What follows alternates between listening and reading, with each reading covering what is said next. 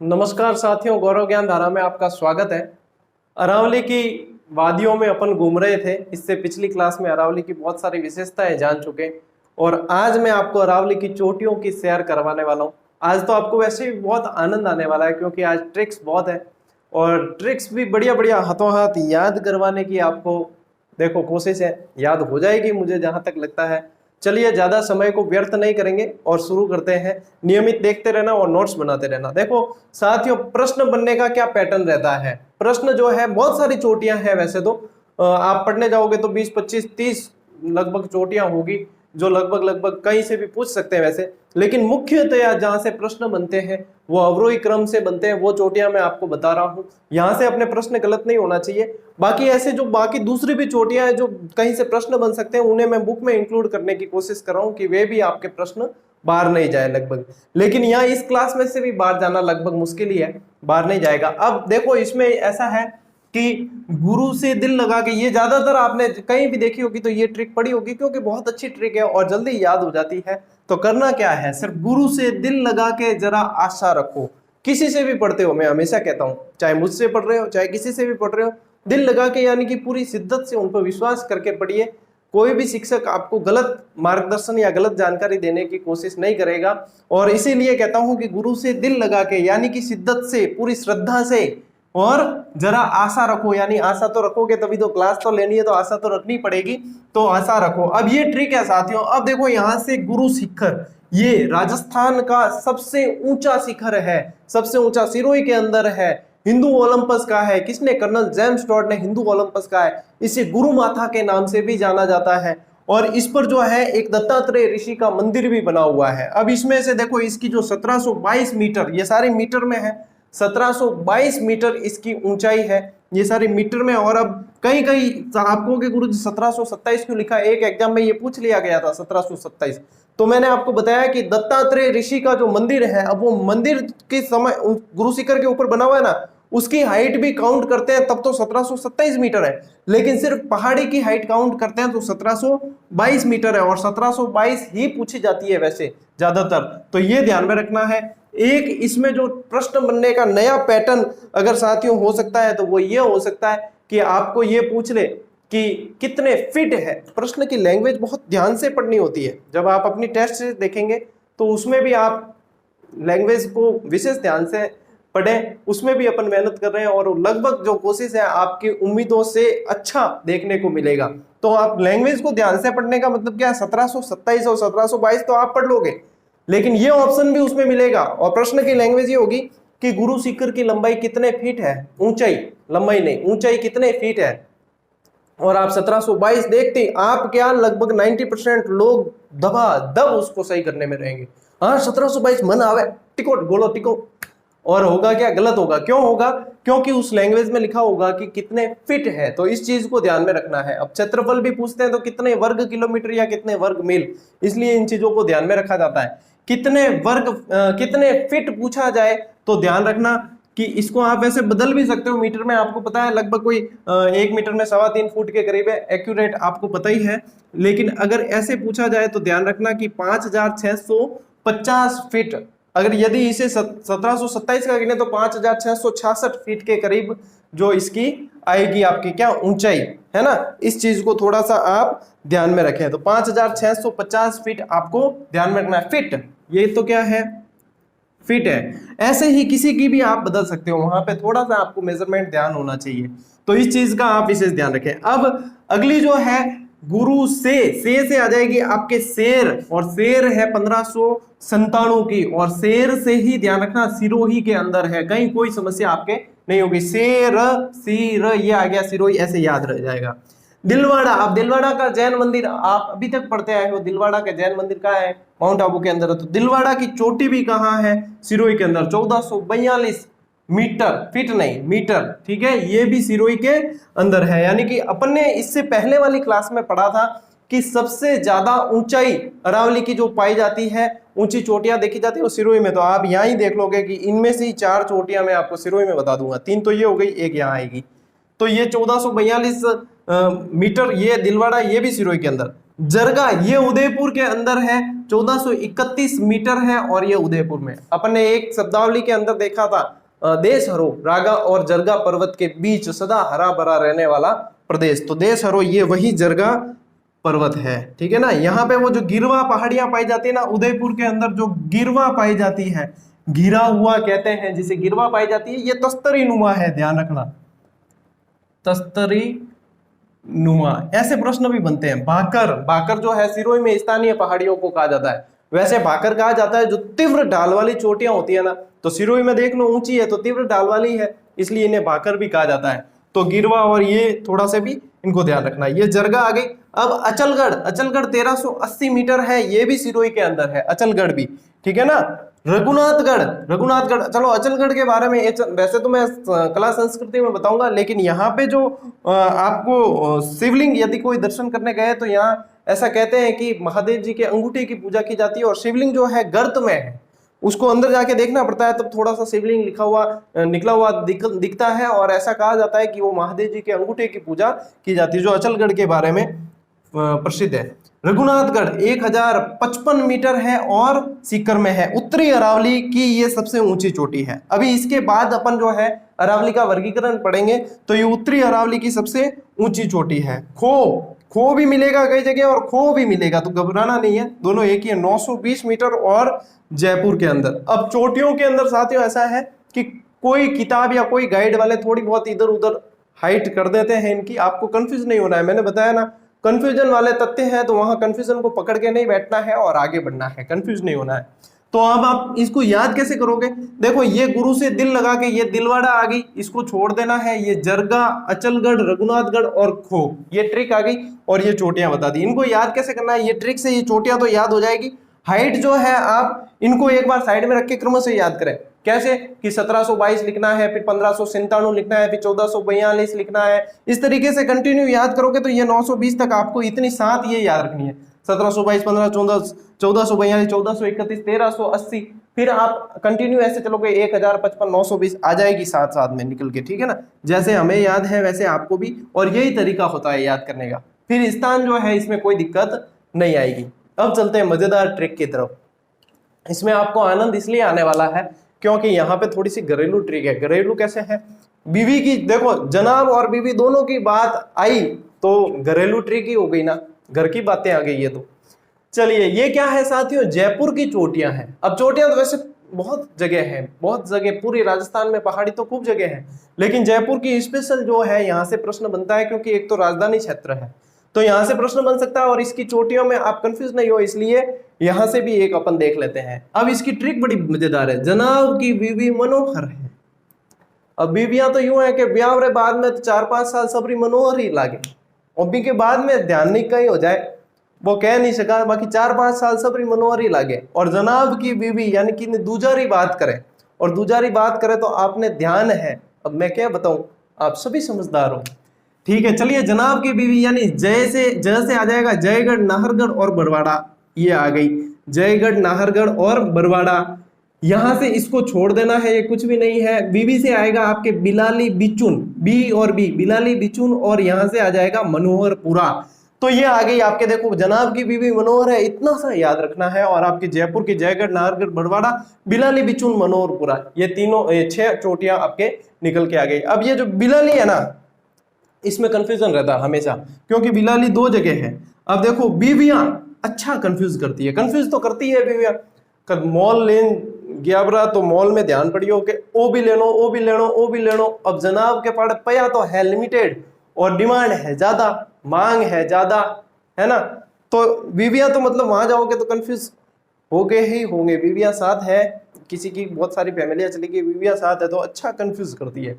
But जान तो बसे राम जी राजी है, तो बीबियां अच्छा कंफ्यूज करती है, इसको याद रखना है। अब एक बी से बिलाली आ जाएगा, बिलाली तो दोनों से आ रहा है, एक में चोटी है और एक में पहाड़ी है। अब इसमें इस मेन ट्रिक जो काम करेगी वो यहां काम करेगी। अच्छा, अ से आपको लेना है अलवर, और च से आपको ध्यान रखना है कि चोटी, जहां चोटी बता रखा है, च से जहां चोटी बता रखा है वहां आपको अलवर लेना है। बिलाली चोटी अलवर है, तो बिलाली फिर पहाड़ी जयपुर में आपने यहाँ पे पढ़ ही रखा है ये, तो यहाँ पे आपके कंफ्यूजन नहीं होगा। तो साथियों ये ट्रिक जो है हाथों हाथ मुझे ध्यान है आपको याद हो गई होगी।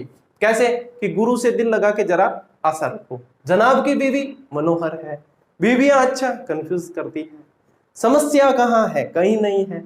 जब क्लासेस पढ़ रहे हो गौरव ज्ञान धारा पे, तो समस्या जो है अब दूर रहेगी थोड़ी। कुछ मेहनत मैं कर रहा हूं, कुछ आपको करनी है, मुझे भी किसी को जवाब देना है कि मैं जो है इतने विद्यार्थी मुझसे जुड़े और इनका सिलेक्शन हुआ है, बिना पैसे लिए भी सिलेक्शन करवाया जा सकता है क्लासेस के लिए। और आपको जवाब देना है, आपको जवाब देना ही है, आपके रिश्तेदारों को जवाब देना है, आपके पड़ोसियों को जवाब देना है, आपके जो ये चाहने वाले कि आप सक्सेस नहीं हो उन्हें जवाब देना है।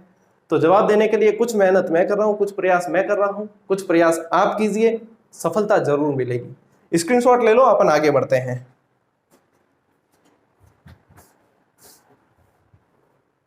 साथियों अरावली को जो है मुख्यतया 3 भागों में बांटा गया है, उत्तरी, मध्य और दक्षिणी। दक्षिणी अरावली जो है विस्तार सबसे ज्यादा है, ऊंचाई सबसे अधिक है। मध्य अरावली में गैप सबसे ज्यादा है, अंतराल सबसे ज्यादा है। और उत्तरी अरावली की हाइट कम है। और इनमें क्या क्या विशेषताएं हैं इनको अपन पढ़ते हैं। तुलनात्मक अध्ययन कर रहे हैं अपन।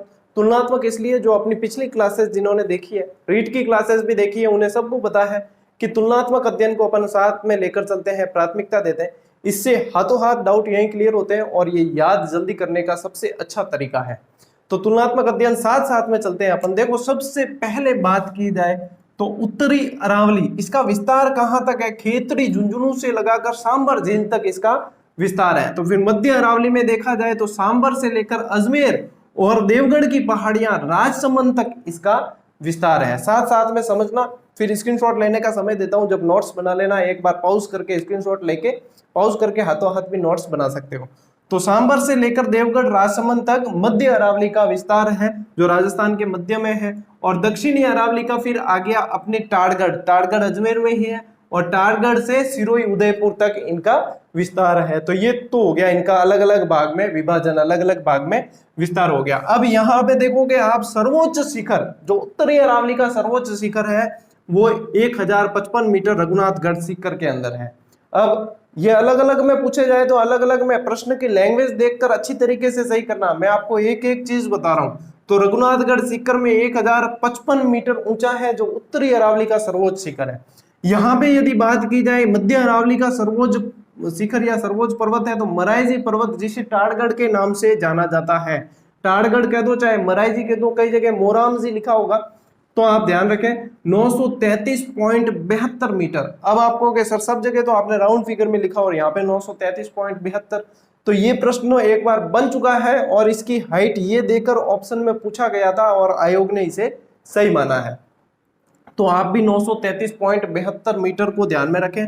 और यहाँ पे सर्वोच्च शिखर आपको पता ही है गुरु शिखर है, दक्षिण में गुरु शिखर सबसे ऊंची पहाड़ी है, तो यहाँ पे कोई समस्या ही नहीं है। अब बात करते हैं साथियों औसत ऊंचाई की। तो आपकी उत्तरी अरावली की जो औसत ऊंचाई है वो 450 मीटर है। मध्य अरावली की देखोगे तो मैंने वहां ऊपर लिख रखी है 700 मीटर और दक्षिणी अरावली की सबसे ज्यादा ऊंचाई है 1000 मीटर औसत ऊंचाई है ये, ठीक है ना। शेखावाटी के अंदर इसके विस्तार को मालखेत या बालखेत के नाम से जाना जाता है। किसके विस्तार को? उत्तरी अरावली के विस्तार को मालखेत या बालखेत के नाम से जाना जाता है। इसकी प्रमुख चोटियां कौन कौन सी है? यहाँ पे कौन कौन सी पाई जाती है? लोहारगढ़, बेजागढ़ झुंझुनू के अंदर है। खो पर्वत आपको पता है जयपुर के अंदर है। बैराज पर्वत अलवर, फिर बिलाली, बिचून, भानगढ़ अलवर के अंदर है, जयगढ़, नाहरगढ़ और नेचवा सीकर के अंदर है। नेचवा चोटी सीकर के अंदर। इनके अलावा भी और बहुत सारी चोटियां जो है अपने एक बार नजर मारनी चाहिए या उसमें से प्रश्न बन सकते हैं। जैसे कि आप वहां देखोगे कमलनाथ दक्षिणी अरावली में लिखा हुआ है, इसका प्रश्न कॉलेज लेक्चरर में थोड़ा मिसप्रिंट होकर आया, कामनाथ नाम से आया, लेकिन पड़ी हुई है तो अपन को पता है कि कमलनाथ उदयपुर के अंदर है, तो अपन इसको अच्छी तरीके से सही कर सकते हैं। तो अपने मतलब नजर मारनी जरूरी है, इसीलिए जो मैं बुक राइटिंग जिस पे ध्यान दे रहा हूँ उसमें ये सारी चीजें जो बाय द वे अपने क्लास में से भी काफी एक्स्ट्रा चीजें आपको उसके अंदर मिलेगी और अच्छे से याद करने का तरीका उसके अंदर मिलेगा। अब मध्य अरावली के अंदर साथियों बात करें तो विस्तार की अपन बात कर चुके और सर्वोच्च चोटी की भी बात कर चुके। अब बात करते हैं मध्य अरावली का केंद्रीय भाग जो है वह तारागढ़ है। तारागढ़ कौन सा है अपना? अभी यहाँ पे अपन पढ़ेंगे चोटियों के अंदर। तारागढ़ का पता है आपको, दुर्ग भी है तारागढ़ का, दुर्गों के अंदर उसे विशेष तौर पर अच्छे से पढ़ेंगे। सर्वाधिक अंतराल, यानी कि अंतराल को यदि इंग्लिश में कह दें तो इंग्लिश में कहा जाता है गैप्स। अब गैप यहाँ लिख रहा हूं लेकिन है इसके अंदर, ध्यान रखना, यूं नहीं कि स्क्रीनशॉट लेके फिर गड़बड़ कर दो। सर्वाधिक गैप्स यानी कि रेगिस्तान का यदि आप देखते हो मार्च या प्रसार विस्तार सबसे ज्यादा जहां से हो रहा है वो यहाँ इन गैप से हो रहा है। यहाँ पे मध्य अरावली के अंदर जो गैप है उसकी वजह से बढ़ रहा है। तो 58% था पहले और अब जो है 61.11% अपन पढ़ते हैं, तो इस वजह से ये बढ़ रहा है। प्रमुख चोटियां साथियों यहाँ की है तारागढ़, नाग पहाड़, आपको पता ही है लूनी नदी से संबंधित नाग पहाड़ है। मेरवाड़ा की पहाड़ियां, मेरवाड़ा की पहाड़ियां जो है मारवाड़ और मेवाड़ को अलग करने का काम भी करती है मेरवाड़ा की पहाड़ियां, इनको भी ध्यान रखें। दक्षिणी अरावली के अंदर साथियों इसका विस्तार जो है टाटगढ़ से सिरोही अपन पढ़ चुके। सर्वोच्च चोटियां यहाँ पाई जाती है, बिल्कुल सही बात है, अपन ने देखी है अभी। हिमालय, हिमालय यानी कि कौन सी आ गई, माउंट एवरेस्ट, ठीक है, माउंट एवरेस्ट, और ये आ गई नीलगिरी, पश्चिमी घाट जो है उसकी नीलगिरी की पहाड़ी, इन दोनों के बीच में यदि सबसे ऊंची पहाड़ी या सबसे ऊंची चोटी पूछा जाता है तो आपके कौन सी होगी, गुरु शिखर आएगी इसके अंदर। तो हिमालय और नीलगिरी के मध्य सबसे ऊंची चोटी कहाँ है, दक्षिणी अरावली के अंदर है। प्रमुख चोटियां इसकी कौन कौन सी है, अपने माउंट आबू के अंदर गुरु शिखर है, शेर, दिलवाड़ा, अचलगढ़, जरगा, कमलनाथ, जयराज, ये भी जयराज भी सुरई के अंदर है, कुंभलगढ़, ऋषिकेश और माकड़ मगरा आदि चोटियां आपके दक्षिणी अरावली की शोभा बढ़ाती है। तो ये चीजें आपको अरावली यदि अपन पढ़ रहे हैं तो इस वर्गीकरण को अपन को ध्यान में रखना जरूरी है और इस वर्गीकरण के अनुसार पढ़ना जरूरी है। अब पहले का जो कंपटीशन का दौर था उसमें अपन डायरेक्ट ही पढ़ लेते थे कि डायरेक्ट अरावली की थोड़ी बहुत विशेषताएं पढ़ ली और उसमें से प्रश्न आ गए और अपन करके आ गए। अब जो है कंपटीशन के दौर को देखते हुए अपन को एग्जामिनर से 2 कदम आगे चलना है। इसका मतलब ये कतई नहीं है कि हम बहुत ज्यादा गहराई में चले जाएं, हम सेकंड ग्रेड दे रहे हैं और आईएएस की तैयारी कर लें, ऐसा भी नहीं है। हमें करनी सेकंड ग्रेड की है तो सेकंड ग्रेड की करनी है, फर्स्ट ग्रेड की करे तो फर्स्ट ग्रेड की करनी है, लेकिन अपना थोड़ा सा दायरा बढ़ाना जरूरी है। इसका नुकसान कुछ भी नहीं है, फायदा ही फायदा है। तो अब इसे नोट कर लो अच्छे से और अगली स्लाइड में अपन पढ़ते हैं अब दर्रे, ठीक है, इसे नोट कर लो एक बार। इस स्लाइड में साथियों हम दर्रे पढ़ने जा रहे हैं, मध्य अरावली के दर्रे और दक्षिणी अरावली के दर्रे। जो प्रमुख दर्रों से प्रश्न पूछे जाते हैं, मेरी कोशिश यही रहेगी कि एक भी प्रश्न बाहर न जाए। कुछ साथी ये कह रहे थे कि सर क्लास का टाइमिंग जो है 1 घंटे की कर दो, 1.5 घंटे की कर दो, तो ऐसा है 1-1.5 घंटे की नहीं और 2 घंटे की क्लास आपको मिल रही है। वो 2 घंटे की क्लास आधे घंटे में मिल रही है। यदि यही चीजें मैं आपके सामने लिखूंगा ना और साथ साथ में लिखकर साथ साथ में बताऊंगा तो यही क्लास आपके 1-1.5 घंटे खींचेगी। मैं आपका समय बचाने के लिए आपको मैटर वही मिल रहा है जो आप 1 घंटे या 1.5 घंटे की क्लास कह रहे हो, आपको मैटर वही मिल रहा है कि 1-1.5 घंटे में जो मिलना चाहिए, लेकिन मैं आपको आधे घंटे में आपका समय बचाने के लिए दे रहा हूं कि आपका समय बच जाए। मुझे तो ऐसे का ऐसे, मैं तो एक 1-1.5 नहीं और 2 घंटे लगते हैं, बोर्ड पूरा बनना पड़ता है, उसके बाद में आपको फिर जो है कंटेंट सामने दिखता है कि हाँ इतनी सी देर का कंटेंट है, लेकिन ये इतनी सी देर का कंटेंट नहीं है। इसके लिए मैं लगभग 2 घंटे की मेहनत करता हूँ, तब जाकर ये होती है। और फिर क्लास में मतलब वो आगे पीछे सब मिलाकर तो 5-6 घंटे की मेहनत होती है, तब जाके एक क्लास आपको मिलती है। तो 1.5-2 घंटे आप चाहोगे और मैं साथ साथ में लिखूंगा तो आपका समय बहुत ज्यादा जाएगा। और ये जो है जो पढ़ने का तरीका है ना वो मेरे ऊपर छोड़ दो आप, क्योंकि सिलेबस आपको पूरा करना है। मैंने कहा है कि मैं करवा दूंगा। यदि मुझे लगेगा कि वैकेंसी आ गई है और डेट पास में आ रही है तो मैं अपनी क्लास 1 घंटा नहीं और आपको 2 घंटे की भी दे सकता हूँ, 2.5 घंटे की भी दे सकता हूँ। वो मेरे ऊपर है कि मैं कितने जो है उसको मॉडिफाई करूँ। तो आप मेरे ऊपर छोड़ दो, आप तो बस जैसे पढ़ा रहा हूँ वैसे पढ़ लो, नोट्स बना लो, याद कर लो। बाकी ये करो गुरुजी वो करो, गुरुजी है एक और थे हो घनाहारा, ठीक है नहीं, जो करे जो करन दो और थे पढ़ लो बस, बाकी टेंशन छोड़ो। जब मन में ये चीज रहेगी कि इसमें ऐसे होना चाहिए था, इसमें ऐसे होना चाहिए था, तो क्या आपके पढ़ने पर तो ध्यान नहीं रहेगा लेकिन उस पर रहेगा इसमें ऐसे होना चाहिए, इसमें ऐसे। जब इस चीजों में ध्यान जाता है तो पढ़ने से ध्यान हट जाता है, ये कटु सत्य है। इसलिए पढ़ने पर ध्यान लगाओ। देखो मैं आपके हित की बात करता हूं तो आपको मेरी बातें कड़वी भी लग सकती हैं, लेकिन ये बातें आपको आपकी मंजिल तक पहुंचाएगी। इसलिए पढ़ने पर ध्यान दो, फालतू बातों पर ध्यान नहीं देना है, ठीक है। चलिए अजमेर के दर्रे हैं। सबसे पहले अपन बात करते हैं कपिल, उसके बाप को, कैसी ट्रिक है जैसे ऐसे लगता है कोई गाली बोल दी। कपिल उसके बाप को दर्रे में ठोक दे दर्रे में छोड़ दे लिखा है, ठीक है ना। कपिल उसके बाप को दर्रे में छोड़ दे, ट्रिक है, अन्यथा कोई नहीं ले। और न कपिल को लेना है और न पिताजी को लेना है, किसी को अन्यथा नहीं लेना है, सिर्फ ट्रिक है कपिल उसके बाप को दर्रे में छोड़ दे। अब देखो क से आ गया आपके कचवाली दर्रा, पी से आ गया पीपली दर्रा, ऊ से आ गया उदाबारी दर्रा और यहां से आ गया सरूपा घाट दर्रा। अब ये जो चारों दर्रे हैं साथियों, ये जो चारों दर्रे हैं ये टाड़गढ़ में स्थित है, टाड़गढ़ से निकलते हैं ये चारों दर्रे, कचवाली, पीपली, उदाबारी और सरूपा घाट, ये चारों दर्रे टाड़गढ़ से। लिख दूं क्या? टाड़गढ़ से निकलते हैं ये चारों, ठीक है। ये बर वैसे तो पाली में है लेकिन पाली को अजमेर से जोड़ने का काम भी करता है, तो इसको ध्यान में रखना है। वैसे ये कहाँ है? पाली और अजमेर के बीच है, ठीक है ना, पाली अजमेर के बीच है। परवारिया दर्रा जो है वह साथियों आपके अजमेर के ये ऐसे कह दो आपकी अजमेर के ये है पश्चिम के अंदर, ठीक है ना, तो पश्चिम के अंदर है, लेकिन ये अजमेर को मसूदा से जोड़ने का काम करता है। किसको जोड़ता है? अजमेर को मसूदा, थोड़ा छोटा लिख रहा हूं लेकिन बोला भी है साथ में, ध्यान रखना, अजमेर को मसूदा से जोड़ने का काम करता है। ये आ गया आपके बर दर्रा और ये आ गया परवारिया। अजमेर के दर्रों की बात कर रहे हैं अपन। अब यहाँ पे ससुर जी, अब जो है जो शादीशुदा है उनके तो सबके ससुर जी, सास और ससुर जी होते ही है, जो शादीशुदा नहीं है उनके भी होंगे, उनके मन में पहले लड्डू फूटते हैं, बाद में होंगे तो पता चलेगा वो तो कि कैसे होंगे, ठीक है। ससुर जी को अपने लिख दिया सिसुर जी, ससुर जी को क्या लिख दिया? सिसुर जी, क्योंकि सी से बन जाएगा अपने शिवपुरा घाट दर्रा और सूर से बन जाएगा सूरा घाट दर्रा, ठीक है ना। ये दोनों भी अजमेर के पूर्व में है ये स्थित, ठीक है। लिख दूं क्या? पूर्व में स्थित दर्रे हैं। ये क्या काम करते हैं? ये अजमेर को मेवाड़ से जोड़ने का काम करते हैं, इसलिए इस ट्रिक में भी है। सिसुर जी आज मेवाड़ जाएंगे, क्या करने? जीके पढ़ने, अभी बताता हूँ। सिसुर जी आज से लेना है अपन को अजमेर और मेवाड़ जाएंगे, ठीक है। तो अजमेर से मेवाड़ को जोड़ने का काम जो करते हैं वो शिवपुरा घाट और सूरा घाट दर्रे करते हैं, जो अजमेर के पूर्व में स्थित है, और मेवाड़ से जोड़ देंगे। अब ये जीके पढ़ने जाएंगे, ये जीके पढ़ने जाएंगे, इसका मतलब क्या है? जी का मतलब है गोरम घाट, गोरम घाट, और के का मतलब क्या है? खामली घाट, खामली घाट। ये राजसमंद के दर्रे हैं, ठीक है, ध्यान रखना, ये राजसमंद के दर्रे हैं, बार बार बोल रहा हूं, ये राजसमंद के दर्रे हैं, जीके पढ़ने जाएंगे, ठीक है। तो ये आ गए आपके, ये दर्रे हैं राजसमंद, लिख देता हूं, चलो, नहीं फिर बाद में आप कहोगे कि हम तो कंफ्यूज हो गए। राजसमंद के दर्रे हैं।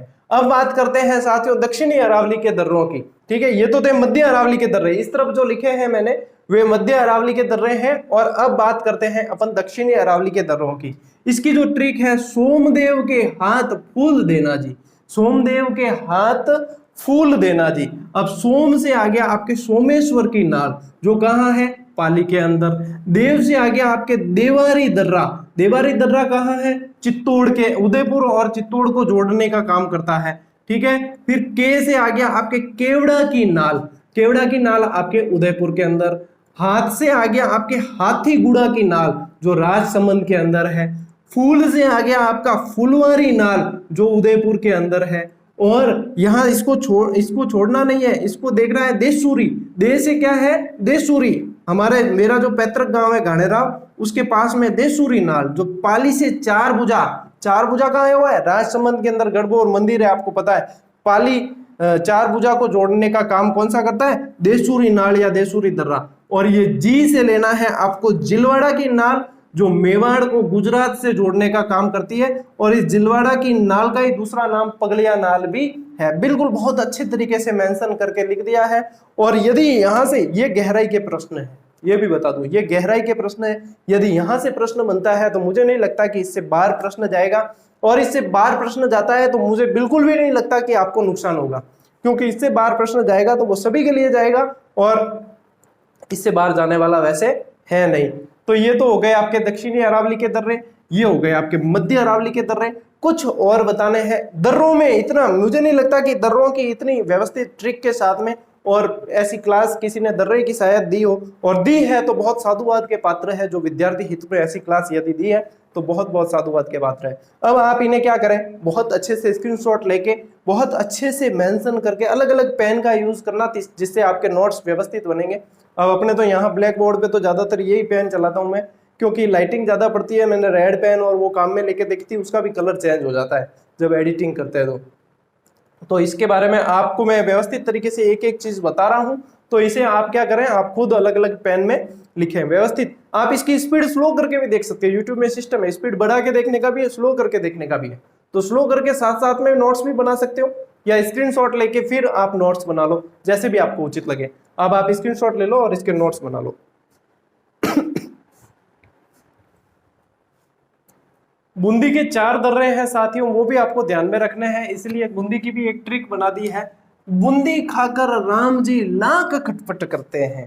अब राम जी को, भगवान कोई खटपट नहीं करे, ध्यान रखना, राम जी कोई अपन दोस्त ही है, वो खटपट करे, यूं नहीं कहते भगवान ने दोस्त दिया। हाँ, बूंदी खाकर राम जी अपार कोई दोस्त है, बड़ो भाई है, वे राम जी जो लाख खटपट करे है, ठीक है। तो बूंदी से आगे यानी कि बूंदी के दर्रे हैं, खाकर को छोड़ देना आप। राम से आगे आपके रामगढ़ दर्रा, जी से आगे आपका जैतवास दर्रा, लाख से आगे आपके लाखेरी दर्रा, और खटपट से आ गया खटकड़ दर्रा। अब ये खटगढ़ है, कई जगह खटखड़ भी दे रखा होगा, कंफ्यूज मत होना, एक ही बात है, ठीक है। और अब ये कुछ स्थानीय पहाड़ियां हैं साथियों, इनसे भी कई बार प्रश्न बनता है, तो स्थानीय पहाड़ियों को भी अपन को ध्यान में रखना है। जैसे बीजासन पर्वत आपके भीलवाड़ा के अंदर है, नाकोड़ा की जो पहाड़ी है वहां पे आपको जैन मंदिर बना हुआ है प्रसिद्ध, अपने जसोल जो भटियानी जी का मंदिर है उससे थोड़ा सा आगे 10-12 किलोमीटर नाकोड़ा जी, मेवा नगरी के नाम से भी जाना जाता है। तो नाकोड़ा जी का जो पर्वत है, नाकोड़ा पर्वत बाड़मेर के अंदर, मालानी पर्वत भी आपके बाड़मेर के अंदर है, सुन्ना पर्वत, सुन्ना माता का मंदिर भी है, पहला रोपवे यहाँ स्थापित किया गया था, बालू कंजर्वेशन ये जसवंतपुरा के अंदर ये सुन्ना पर्वत है। हर्ष का पर्वत आपके सीकर में जीण माता के मंदिर से संबंधित, आप जानते हो नहीं जानते, साइंस वाले कह के सर आप बार बार कहते हो जानते हो जानते हो, तो नहीं जानते तो मैंने बोल दिया तो आप जान गए, ठीक है, और जान लोगे अब आगे और भी। आडावाला आपके बूंदी के अंदर है, विजराल की पहाड़ियां राजसमंद के अंदर एक बहुत प्रसिद्ध नदी निकलती है, यहाँ अफवाह तंत्र के अंदर बताऊंगा। मुकुंदवाड़ा की जो पहाड़ियां हैं गोलाकार है, थोड़ी सी कोटा झालावाड़ के अंदर है। त्रिकुट पर्वत करौली के अंदर है, लेकिन त्रिकुट की पहाड़ी जो है वह जैसलमेर के अंदर है, और जैसलमेर का दुर्ग इसी पहाड़ी पर बना हुआ है, इसे गौरहरा पहाड़ी के नाम से भी जाना जाता है, इटीसी यानी एटसेट्रा एटसेट्रा, बहुत सारी चीजें। जीके तो अता है, जितना पढ़ो उतना कम है, लेकिन अपन को सिलेबस को लेकर चलना है, और जितना अपने चाहिए जरूरत के हिसाब से उतना लेकर अपन को चलना है। तो साथियों कोशिश तो यही है कि प्रश्न आपके बाहर न जाए, थोड़ा सा आप भी मेहरबानी करें और क्लासेस की रेंज बढ़ाएं, थोड़े से अपने साथियों जो भी तैयारी कर रहे हैं, क्यों तैयारी तो बहुत लोग कर रहे हैं, लेकिन फिर बाद में जब मैं ये सुनता हूँ या ये पढ़ता हूँ कि सर जैसे अभी काफी स्टूडेंट है, सर रीड की टाइम आपकी क्लासेस हमें नहीं मिली, हमें पता होता तो हम पहले जुटा, तो वो मन में लगता है कि जब अपन क्लासेस दे रहे हैं फिर विद्यार्थियों तक नहीं पहुंचे, तो फिर ये थोड़ा सा मन में लगता है। इसलिए एक बार शेयर करें बढ़िया से, और अच्छे से बनाए नोट्स, और अच्छे से करें पढ़ाई। ये क्लासेस जो है अब आपको नियमित जो है 12 बजे के करीब अपलोड होगी। और कई जने ये पूछते हैं सर टाइमिंग बताओ, टाइमिंग बताओ, अरे भैया 12 बजे के करीब या तो 10-15 मिनट पहले या 10-15 मिनट बाद अपलोड होगी, लाइव क्लासेस नहीं है।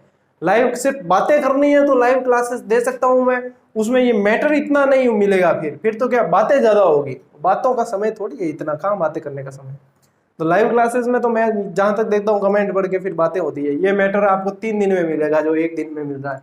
तो पढ़ो अच्छे से, और अपलोड हो रही है क्लासेस, अपनी नियमित अध्ययन करते रहो। मिलते हैं साथियों अगली क्लास में, तब तक के लिए राम राम, जय हिंद।